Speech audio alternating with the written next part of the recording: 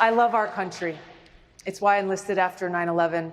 I've served as a soldier for over 16 years, deployed twice to the Middle East, and serve in Congress now for almost 7 years.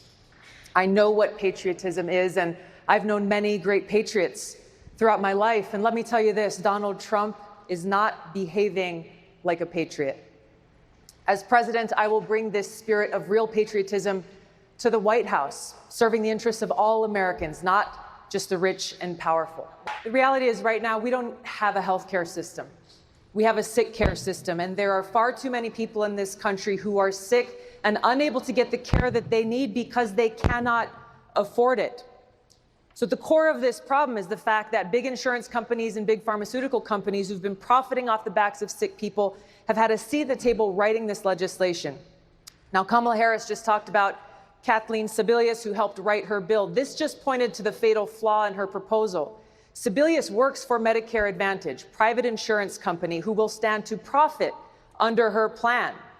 If we're seeking to really reform our healthcare system, we've got to shut out big insurance and big pharma out of the drafting process so they cannot continue to profit off the backs of the sick people in this country who are searching and in desperate need of care. Senator Harris, your response? Well, unfortunately, Representative Gabbard got it wrong.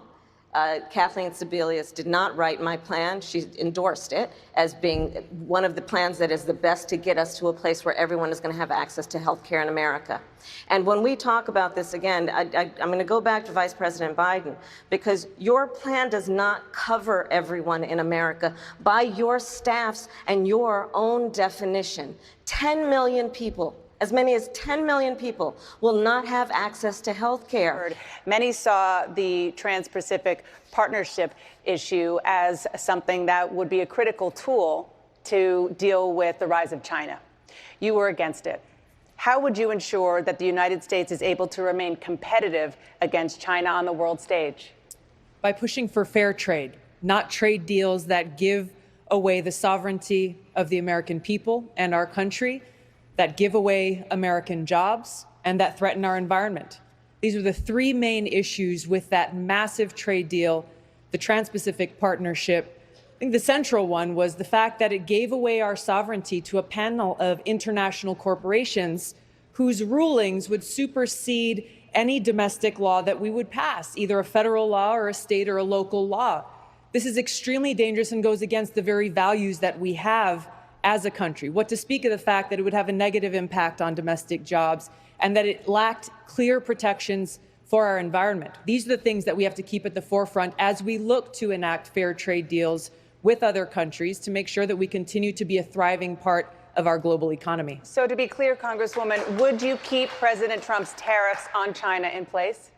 I would not, because the approach that President Trump has taken has been extremely volatile, without any clear strategic plan, and it has a ravaging and devastating effect on our domestic manufacturers, on our farmers who are already struggling and now failing to see the light of day because of the plan that Trump has taken. Donald Trump won this election because far too many people in this country felt like they've been left behind by both political parties, by self-serving politicians on both sides who are more interested in partisan politics than they are in actually fighting for the people. I'm speaking the truth to people all across this country about the fact that people in Flint, Michigan are still being left behind, still being poisoned by the water in their system, because every single month we are spending $4 billion on a continuing war in Afghanistan, $4 billion every single month, rather than ending that war, bringing our troops home and using those precious resources into serving the needs of the people here in this country, people and communities like Flint. That's the kind of leadership that I'll bring. Thank you, Congresswoman. Senator. Oh, first of all, this is personal.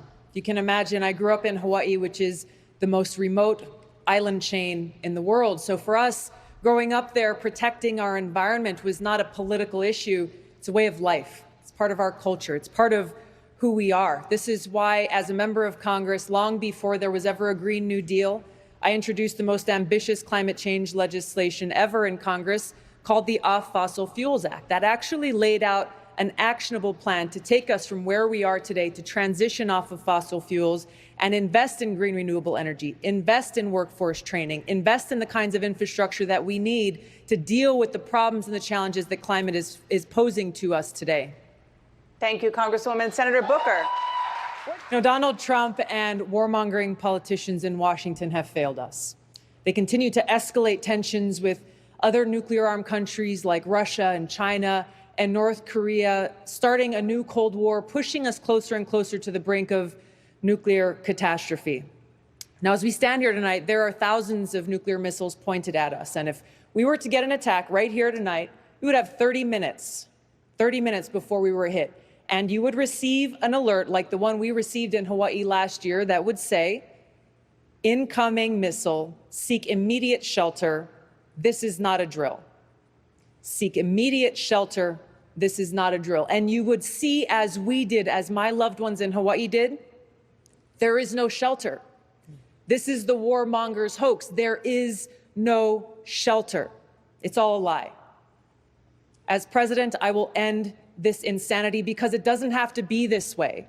I will end these wasteful regime change wars, work to end this new Cold War through the use of diplomacy to de-escalate these tensions and take the trillions of dollars that we've been wasting on these wars and on these weapons and redirect those resources into serving the needs of our people right here at home. Things like health care for all, making sure everyone in this country has clean water to drink and clean air to breathe, investing in education, investing in our infrastructure. The needs are great. As your president, I will put your interests above all else.